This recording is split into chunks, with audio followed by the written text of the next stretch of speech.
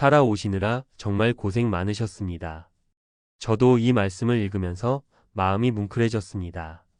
고졸이라 현장 근무를 38년째 하고 있다는 그 한마디에 담긴 무게가 얼마나 클지 같은 세대라면 누구나 알 것 같습니다.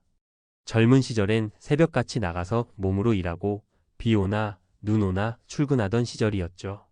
한 푼이라도 더 벌려고 야근, 특근 마다하지 않던 그때, 그 시간이 오늘의 우리를 만든 건 분명하지만 남은 건 몸의 고장과 깊은 한숨뿐이라는 말이 실감나는 분들이 많으실 거예요. 게다가 살면서 크고 작은 아픔들이 왜 없었겠습니까? 부모 봉양, 아이들 교육, 병원비, 경기 침체와 IMF, 코로나까지. 돌아보면 내 마음대로 풀린 해보다 그렇지 않은 해가 훨씬 많았죠. 그러다 보니 결국 남은 건 집 한 채그마저도 수도권은 아니고 지방화, 국민연금, 그리고 쬐끔한 개인연금. 참 서글픈 말이지만 이게 우리 세대 다수의 현실 아닌가 싶습니다. 그래도 쓰신 글에서 가장 빛나는 건 아들 두 분이 직장 생활을 잘하고 있다는 말이더군요. 결국 부모 인생이란 게 내 것 챙기기보다 자식 잘 키우는 게 최우선이었으니 말입니다. 자식들 건강히 일하고 잘 살면 그게 내 노후의 가장 큰 위안이고 보험이지요. 이제 이런 현실을 두고 앞으로 어떻게 하면 좋을까를 이야기해보고 싶습니다.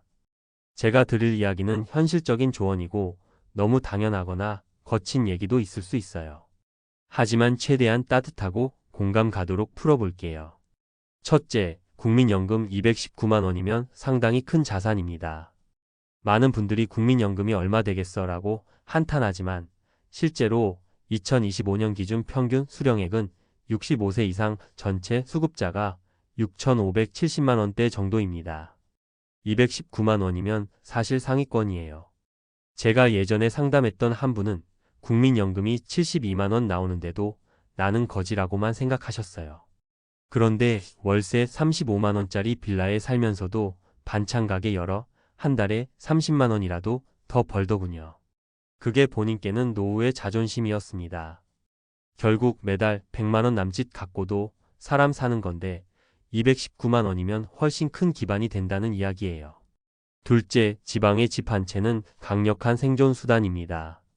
수도권이 아니라서 덜 비싸다. 맞습니다. 하지만 수도권 살던 분들도 결국은 집 팔고 지방이나 시골로 이사와서 그 차액으로 노후 자금을 만듭니다. 실제 사례를 말씀드릴게요. 제 지인 부부가 경기도 남양주에서 25년 살다가 60대 중반에 집을 팔았어요. 아이들 다 출가하니 2억 남짓 손에 쥐고 강원도 변두리로 가서 8천만 원짜리 전원주택으로 이사. 남은 1억 2천을 국민은행 적금과 채권으로 나눠서 굴리고 한 달 생활비를 130만 원 선으로 맞췄습니다. 도시는 살만한 데가 못 돼. 늙으면 병원 가까운 내면 돼.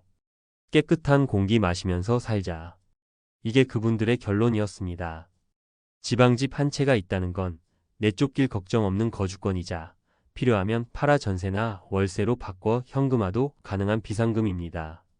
셋째, 개인연금 조금이라도 있는 건 큰 차이를 만듭니다. 많은 분들이 얼마 안 돼서 부끄럽다고 하는데 사실 노후 재정에선 작은 현금 흐름 여러 개가 매우 중요합니다. 다른 사례 하나 말씀드릴게요. 어떤 67세 아저씨는 국민연금이 105만 원, 개인연금이 겨우 8만 원이었어요. 그런데 그 8만 원이 매달 전기요금, 가스요금을 자동이체로 메워줍니다. 국민연금만 있었다면 공과금 내고 나면 남는 게 없어 심리적으로 쪼들렸을 거야 라고 하시더군요. 작은 돈이라도 고정적으로 들어오면 심리적으로 큰 안정감을 줍니다. 그래서 저는 꼭 말씀드리고 싶어요. 아무리 쬐끔이라도 개인연금이 있으면 그거 정말 소중히 여겨야 한다고요. 넷째, 아들 둘이 직장 생활한다는 건 실질적 보험입니다. 이 얘기는 많은 분들이 공감하면서도 입 밖으로 잘 안 꺼내는데요. 자식이 직장 다닌다는 건 사실 부모 입장에선 엄청난 자산입니다.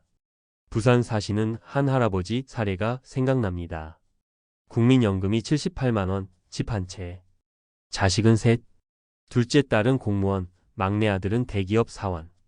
아픈 거 있으면 나 몰래 돈 붙여줘서 눈물이 나. 자식이 직장 다니면 월급 봉투가 아니라 걱정 덩어리 하나 줄어드는 것이 노후의 혜택이더군요. 사실 부모로서 제일 무서운 건 내 돈 없는 게 아니라 자식이 돈이 없을까 봐입니다. 나도 부족한데 자식도 어려우면 부모 마음이 지옥이 되는 거죠. 이런 점에서 아들 둘이 직장 다니는 게 다행이라는 말씀은 정말 소중한 위안이자 강력한 노후 보장책이에요. 마지막으로 드리고 싶은 건 이겁니다.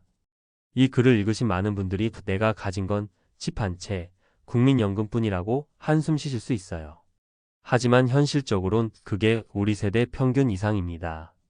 왜냐하면 국민연금 219만 원이 되는 사람도 적고, 자식이 둘 다 직장 다니는 가정도 적고, 4명의 집이 있는 가정도 점점 줄고 있기 때문입니다.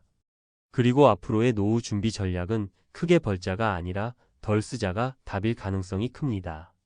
생활비를 조금이라도 낮추고 자산을 깎아먹는 속도를 줄이고 건강 유지해서 병원비를 최소화하고 마음의 여유를 유지하는 것. 이게 진짜 전략이에요. 사실 돈이 부족해도 괜찮다는 말은 거짓말입니다. 부족하면 당연히 고단합니다. 하지만 많다고 다 행복하다도 거짓말이에요. 돈보다 중요한 건 지속 가능한 현금 흐름, 적당히 줄인 지출, 병원 안 가도 되는 건강, 그리고 자식 걱정 덜어놓는 마음의 평화입니다. 선생님 그래서 느낀 건 이미 그런 토대가 어느 정도 갖춰졌다는 거예요. 부디 앞으로도 건강 잘 챙기시고 집 한 채와 국민연금 그리고 자식들 일하는 모습이 주는 든든함으로 조금 더 마음 편히 사시길 바랍니다. 그리고 같은 세대 분들에게도 꼭 전하고 싶습니다. 우리가 해온 노력 헛되지 않았다. 아직도 꽤 단단한 기반이 남았다는 걸요. 살아오시느라 정말 고생 많으셨습니다. 앞으로도 응원합니다. 좋습니다. 앞서 나눈 이야기에서 공감과 위로의 마음을 담았다면 이번에는 한 발 더 나아가서 그러면 실질적으로 어떻게 준비하고 활용하면 좋을까에 대해 구체적으로 이야기해 보겠습니다. 좀 더 전문가적인 시각에서 현실적이고 바로 적용할 수 있는 조언 위주로 말씀드릴게요. 문장은 여전히 말하듯 풀었을 테니 부담 없이 읽어주세요. 먼저 국민연금 월 219만 원이라는 건 노후 재정 계획에서 굉장히 큰 자산입니다. 많은 분들이 219만 원 갖고 뭘 해라고 체념하지만 금융 전문가나 재무설계 입장에서는 매달 확실히 나오는 종신연금이야말로 가장 안전하고 가치가 큰 자산이에요.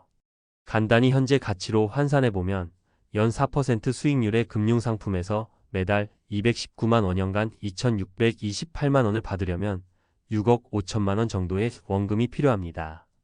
즉, 국민연금 월 219만 원은 내가 6억이 넘는 종신 자산을 가지고 있는 것과 같다는 뜻이에요. 이걸 기반으로 어떻게 활용할지 구체적으로 이야기해 볼게요. 첫째, 생활비 시뮬레이션을 꼭 해보세요. 많은 분들이 연금 나오면 그냥 쓰지 하시는데 실제로는 나이 들수록 지출 구조가 크게 바뀝니다. 고정 지출 관리비, 통신비, 세금, 의료비 점점 늘어남, 식비 줄일 수 있어도 기본선 존재, 여가비 삶의 질 유지. 이런 항목을 현실적으로 나눠보고 매달 얼마가 꼭 나가는지 종이에 써보는 게 좋아요.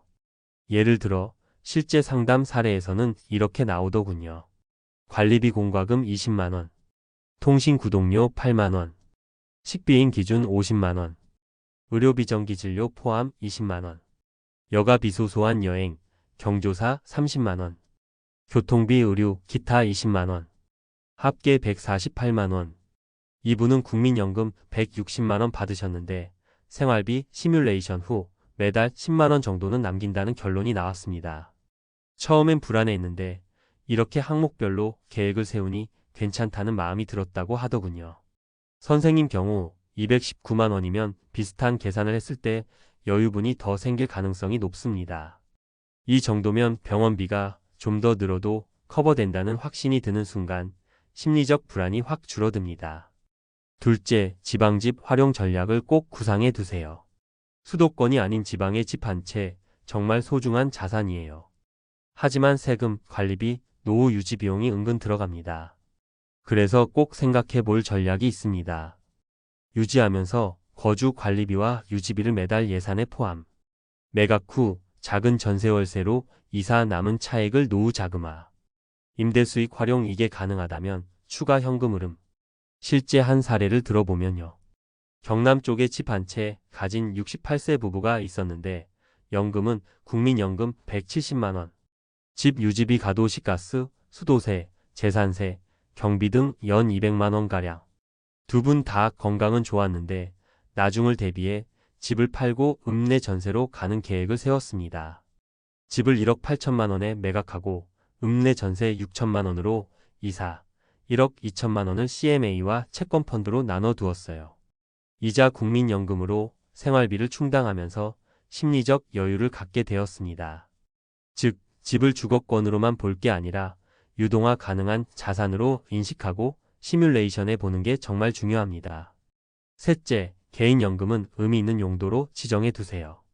작다고 무시하지 말고 이 돈은 무조건 B로 쓰겠다는 룰을 정해 두세요. 예를 들어 어떤 분은 개인연금이 한 달에 12만 원 정도 나왔는데 병원비와 약값 계좌를 따로 만들어 이 돈을 전용했습니다. 큰 병 걸리면 더 필요하겠지만 일단 전기 약값 정도는 스트레스 없이 낸다. 심리적으로 병원비는 해결됐다고 생각하니 지출 계획이 명확해져서 다른 부분은 더 잘 통제하게 되더군요. 또 어떤 분은 손주들 설추석 용돈으로 개인연금 계좌를 지정했습니다. 국민연금으로 내 생활비 충당하고 개인연금은 손주 주는 걸로 마음 편히 쓰자. 이렇게 용도를 딱 정해 놓으니 내가 손주 용돈도 챙기는 할아버지다라는 자부심도 생겼다고 해요. 이처럼 적은 돈이지만 지정 용도를 부여하는 건 은퇴제 정관리에서 꽤 강력한 전략입니다. 넷째, 아들 둘이 직장 생활한다는 건 노후의 숨은 복리. 이건 금액으로 딱 계산하기 어렵지만 전문가들 사이에선 가장 강력한 비금융 자산이라고 부릅니다. 왜냐하면 갑자기 큰 병이 생겨도 손 벌릴 수 있다. 작은 일이라도 생기면 도움받을 수 있다. 결정적으로 자식이 자기 생계 해결하는 것만으로 부모 부담이 대폭 줄어든다. 이걸 활용하는 법은 단순합니다. 미리 솔직히 이야기해 두세요. 아빠 노후 자금은 요 정도야. 급한 일 생기면 너희 도움 필요할 수도 있다. 너무 큰 기대는 부담되지만 미리 말해두면 갑자기 부탁할 때 덜 민망합니다. 많은 부모님이 자식한테 얘기 못하겠다 하시다가 막상 급할 때 말하니 관계가 어색해집니다. 전문가들은 이런 대화를 미리 해두는 걸 심리적 보험이라고 부릅니다. 마지막으로 중요한 팁 하나 더. 연금에서 빠지는 세금을 꼭 감안하세요. 219만 원이 세전이면 5.5% 정도 세금 연금소득세로 약 12만 원 남짓 빠질 수 있습니다. 실제 수령액은 약 207만 원 정도로 생각하고 계획 세우시는 게 좋아요. 매년 1월 국세청에서 자동으로 원천 징수 조정되니 연말정산 신경 안 써도 되지만 혹시 추가 소득이 있으면 합산과세에 유의해야 합니다. 정리하자면 국민연금은 6억 원 자산에 해당하는 확실한 생계 자산이다. 생활비 항목별 시뮬레이션으로 지출을 정확히 파악해 심리적 안정성을 확보하자. 지방집은 주거권 비상자금화 전략을 미리 고민하자. 개인연금은 작아도 전용 용도를 정해 큰 효과를 보자. 자식과 미리 솔직히 대화해 심리적 보험을 만들어 두자. 세전 마이너스 세후, 수령액 차이를 감안한 계획을 세우자. 이런 준비가 되어 있으면 내가 가진 건 국민연금과 집 한 채뿐이라는 생각이 훨씬 덜 서글퍼집니다. 오히려 이 정도면 잘해왔네라는 자긍심을 가질 수 있죠. 누구도 완벽한 노후는 없습니다. 하지만 조금만 준비하면 훨씬 덜 불안한 노후는 가능합니다. 앞으로의 삶이 좀 더 든든하고 여유롭길 진심으로 응원합니다.